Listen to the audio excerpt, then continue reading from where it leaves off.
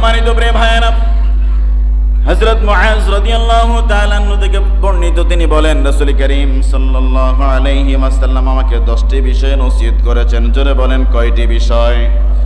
10টি বিষয় হযরত মুআজ রাদিয়াল্লাহু তাআলা আনহু আল্লাহর রাসূল সরাসরি উপদেশ দিয়েছেন। 1 নাম্বার উপদেশ হলো, প্রিয় ভাইরা, আল্লাহ রাব্বুল আলামিনের সাথে তুমি কারো সাথে শরীক করবা না। সুবহানাল্লাহ বলেন। তার মানে আল্লাহ কয়জন? সবাই কথা বলেন। আল্লাহ একজন। আল্লাহর বিষয়ে কারো সাথে কখনো কোনো বিষয়ে শরীক করা যাবে না। তার মানে শিরক করা টোটালেই যাবে না। 2 নাম্বার হলো, তুমি তোমার পিতা মাতার অবাধ্য হবে না। যুবকেরা ভালো করে বুঝে নাও, আল্লাহর হাবিব নূর নবীর নূরানী জবান মুবারকা থেকে তিনি কি বলেছেন? 2 নাম্বার উপদেশ হলো, তুমি তোমার পিতা মাতার অবাধ্য হবে না, যদিও তারা তোমাকে তোমার পরিবার এবং ধন সম্পদ সকল কিছু থেকে বের করে দেয়, তারপরেও আব্বা আম্মার অবাধ্য হওয়া যাবে না।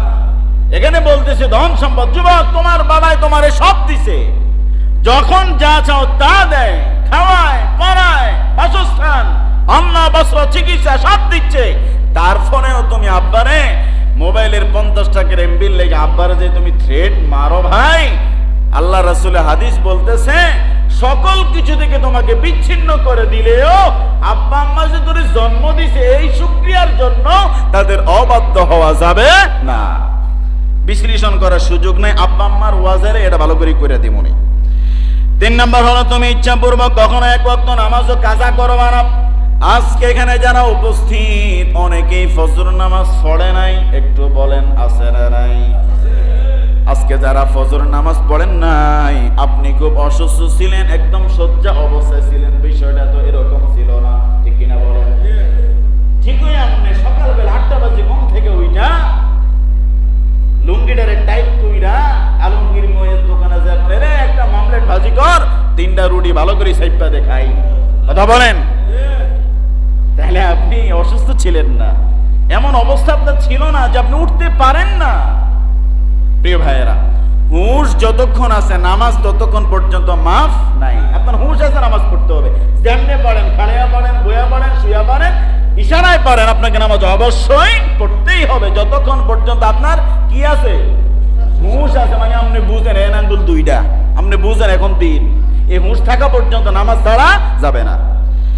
তাহলে 3 নম্বর হলো, নামাজ ছেড়ে দেওয়া যাবে না।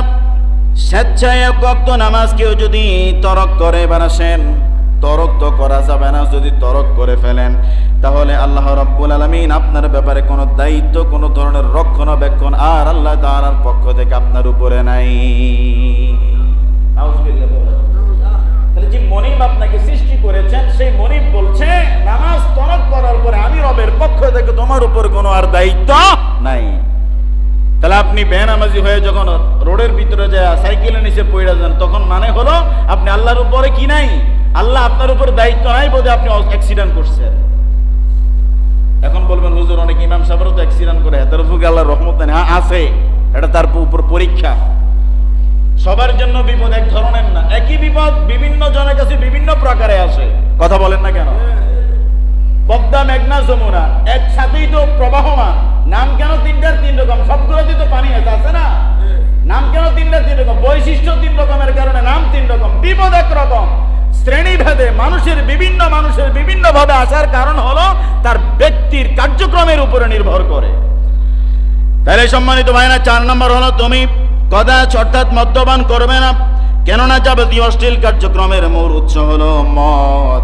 আমাদের সমাজে মদ মানুষ খায় কি খায় না? কত ওরে কথা কানা খায়নি, খায় না? কোল্ড ড্রিঙ্কস, আমি কোন কোম্পানির নাম বলছি না, বিভিন্ন ধরনের কোল্ড ড্রিঙ্কসে এমন পরিমাণ অ্যালকোহল ব্যবহার করা হচ্ছে, যুবকরা একদিনে 4টা 5টা মারে। খুব ভাল্লা লাগে রে, ল গরম হয়েছে, ল একটু ল মারি দিই, কথা কন না? আছে না নাই? অনেক বুড়া বেটারাও দেন মারে মার, কি সুন্দর। আমার ভাইয়ের আল্লাহ হেফাজত করেন, পড়ে আমিন। এই ছোট ছোট কোল্ড ড্রিঙ্কস থেকে আপনি বড়টার দিকে যাবেন। এনে বহুদিন তো কোল্ড ড্রিঙ্কস মাইছি রে, লস নেবার একটা মদের বোতল ল। আর এমন দেশে বসবাস করি মদের লাইসেন্স দেওয়া হয়, মদের মধ্যে হালাল লেখা দিয়ে রাখতে, আপনি কোন মাশাআল্লাহ মদ তো হালাল, তো খাইতে সমস্যা কোন জায়গায়, ঠিক কিনা বলেন? এই দেশের মধ্যে ক্যাসিনোর লাইসেন্স আছে না? কথা বলেন না কেন? গ্যাসিনের লাইসেন্স আছে না? তো সেখানে কি হয়? কোরআন তেলাওয়াত হয়। কথা বলেন, সেখানে কি কোরআন তেলাওয়াত হয়? দেশবাসীর বিপদ মুক্তির জন্য খতমে ইউনূস পড়া হয়। ছায়া দেখেন সেখানে কি হয়, যারা জানেন বুঝছেন। সম্মানিত প্রিয় ভাইয়েরা, 5 নাম্বার হলো তুমি গুনাহের কাজ হতে ফরেজ করবে। গুনাহের কাছ থেকে তুমি নিজেকে দূরে রাখবা, কেননা গুনাহের কারণে আল্লাহ তাআলার ক্রোধ, অসন্তুষ্ট পৃথিবীর মানুষের উপরে নাজিল হয়ে যায়। তাহলে আমরা গুনাহ ছেড়ে দিব, আল্লাহ তাআলা আমাদেরকে মাফ করেন, পড়ে আমিন। 6 নাম্বার হলো তুমি যুদ্ধের ময়দান থেকে পলায়ন করবে না। তুমি যুদ্ধে গেছো দিনের জন্য, ইসলামের জন্য তুমি যুদ্ধে গিয়েছ। তোমার নিজের দলের সকল মানুষ যদি শহীদ হয়ে যায়, তুমি একজন টিকে আছো। তুমি যদি মনে করো আমার দলের সবাই শহীদ হয়ে গিয়েছে, আমি ফালায়া যাই, এজন্য আল্লাহ রাসূল জানায়া দেয় তোমার সপক্ষের সকল মানুষ যদি শহীদ হয়ে যায়, তুমি তখনও যুদ্ধের ময়দান থেকে তুমি পলায়ন করবা না। জোরে বলেন সুবহানাল্লাহ। আর আজকে আমরা যদি জিহাদের কথা কই, তবে এই তো হুজুরে তো বালা চাইয়ে রাখছিলাম, হুজুরে তো মসজিদের ভিতরে জিহাদের কথা কয়ে জঙ্গি জঙ্গি ভাব হুজুরের কথার মধ্যে, কথা কোন ঠিক কিনা? অথচ এই জিহাদের মাধ্যমে আমার আপনার পর্যন্ত আজকের ইসলাম আল্লাহ রাসূল পৌঁছায় দিয়েছে। সুবহানাল্লাহ বলেন। জিহাদ ছাড়া পৃথিবীর জমিনে ইসলাম প্রতিষ্ঠিত হয় নাই। ইসলাম গলা চুষতে চুষতে ইসলাম আসে নাই। একটা নাঙ্গা তলোয়ারের মাধ্যমে এক সাগর রক্তের উপরেই ইসলাম কায়েম হয়েছে। জোরে বলেন সুবহানাল্লাহ। তাহলে যুদ্ধের ময়দান থেকে পলায়ন করা যাবে না। 7 নাম্বার হলো যখন মানুষের মধ্যে মহামারী দেখা দেয়, যেমন এই দেশের মানুষের উপরে করোনা আসছিল, আসছে কি আসে নাই? আল্লাহ রাসূল হাদিসের মধ্যে জানায় দেয় যখন গ্রামের মধ্যে, সমাজের মধ্যে বড় ধরনের কোন রোগ চলে আসবে, তুমি তাদের সেবা যত্ন করবা, তুমি তাদেরকে ফালায়া অন্য জায়গায় পলায়ন করবা না। কেননা আজকের যুগের মানুষ বলে রোগ হলো সোয়াসে। রোগ কি? কার কথা? মানুষের কথা। রোগ কি? মানুষে বেড়ে তার দ্বারা যাইস না, তার অ্যালার্জি, তার লগে খাইলে বলে আমার অ্যালার্জি হয়ে যাবে, তার লগে যাইস না, কথা কন না। অথচ রোগ সোয়াসে কখনোই হতে পারে না। তাহলে যিনি আর সর্বপ্রথম করোনা শনাক্ত হয়েছে, হে বেটারে কাঁদতে দিচ্ছে। প্রশ্ন আসে না? রোগ যদি ছোঁয়াচে হতো, তাহলে যিনি সর্বপ্রথম করোনায় আক্রান্ত হলো, ওই বেটারে কাছ থেকে করোনায় ধরছে। করোনাকালীন সময় আমার ওয়াইফ প্রায় 15 দিন হোম কোয়ারেন্টাইনে ছিল, করোনা শনাক্ত ছিল। আমি নিজে তার সেবা যত্ন করেছি। ঈদের 1 সপ্তাহ ছুটিতে আমি আমার রুমে কাউকে প্রবেশ করতে দেই নাই। আমি নিজে আমার ওয়াইফের কাপড় চোপড় ধোয়া থেকে শুরু করে খাবার দাবার সকল কিছু আমি নিজে হ্যান্ড ওভার করেছি। আমারও তো করোনা ধরলো না। আমি হাদিস বিশ্বাস করি। সুবহানাল্লাহ বলেন। কি কথা বুঝেন নাই? তাহলে হাদিস যে বিশ্বাস করে, সে কখনো এটা মনে করতে পারে না যে রোগ সোয়াসে, রোগ সোয়াসে হওয়ার কোনো সুযোগ নাই। সম্মানিত প্রিয় ভাইয়েরা, এটা কয় নাম্বার বললাম? 7 নাম্বার। 8 নাম্বার হলো তুমি তোমার পরিবারের পরিজনের জন্য সাধ্য অনুযায়ী খরচ করবা। তুমি মাসে রুজি করো 30,000, তোমার পরিবারের জন্য 20,000 খরচ করো। এটা কে বলছে? আল্লাহ রাসূল বলে দিয়েছে। অনেক বেটা মানুষ এরকম আছে, রাগ করবেন নি, এটা বলে রাগ করবেন। সকালবেলা 1 কেজি আটা কিনলে ঘরের 7 জন মানুষ একসাথে নাস্তা করতে পারে। 1 কেজি আটার দাম বর্তমানে আমি আজকে কিনছি 38 টাকা কইরা। 10 কেজি কিনছি তো, এর লেগে বেটা দিকে কম রাখছে। তাহলে 1 কেজি আটার দাম বর্তমানে 40 টাকা। 1 কেজি আটার রুটি বানালে প্রায় 22-23টা হয়। এক ঘরের 7-8 জন পরিবার সুন্দর মতো খেতে পারে।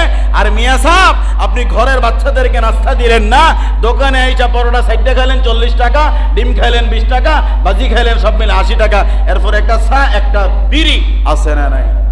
আপনি একজন মানুষ 40 টাকা নাস্তা করলেন, অথচ 20 টাকা দিয়ে 1 কেজি আলু, 1 কেজি আটা যদি আপনি 40 টাকা দিয়ে কিনেন, আনুষঙ্গিক 100 টাকা খরচ করলে পরিবারের 10 জন লোকের নাস্তা হয়ে যায়। ওরে কথা বলেন না কেন? আজকে আলমগীর ভাই কইবে আমার পরোটার 12টা বাজায় দিছে হুজুরে। কথা কয় না? আমার প্রিয় ভাইয়েরা, রাগ করবেন না, বাস্তবতা বলছি। অনেক গার্জিয়ান পরিবারের খবর রাখে না।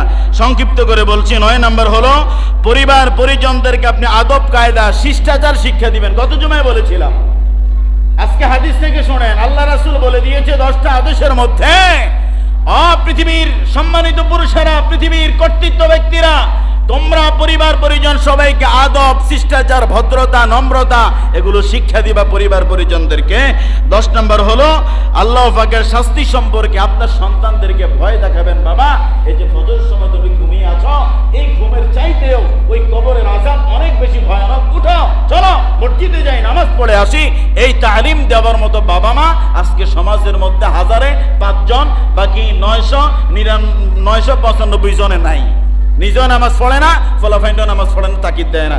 এই জন্য করজোরে বলছে আল্লাহ রাসূলের 10টি উপদেশ 100-এ 100 আপনার জীবনে যদি বাস্তবায়ন হয়, আপনার দ্বারা সমাজ অন্যায় হবে না, আপনিও অন্যায় করবেন না, আপনিও জুলুম করবেন না, আপনিও আল্লাহর সাথে কাউরে শরীক করবেন না, আপনিও মা বাবার খেদমত থেকে বঞ্চিত রাখবেন না।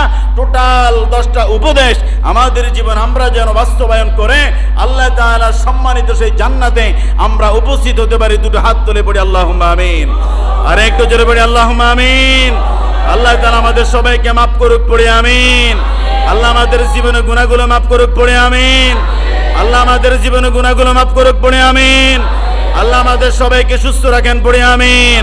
আল্লাহ সবাইকে নামাজি করে দিক, পড়ি আমিন। অত্র কড়িয়ার জমিন আল্লাহ তাআলার সাকানা, বারাকা, রহমত, বরকত নাজিল করেন, পড়ি আমিন। আর একটু জোরে পড়ি আমিন। ওয়া আখিরু দাওয়ানা আলহামদুলিল্লাহি রাব্বিল আলামিন। আসসালামু আলাইকুম ওয়া রাহমাতুল্লাহি ওয়া বারাকাতুহু।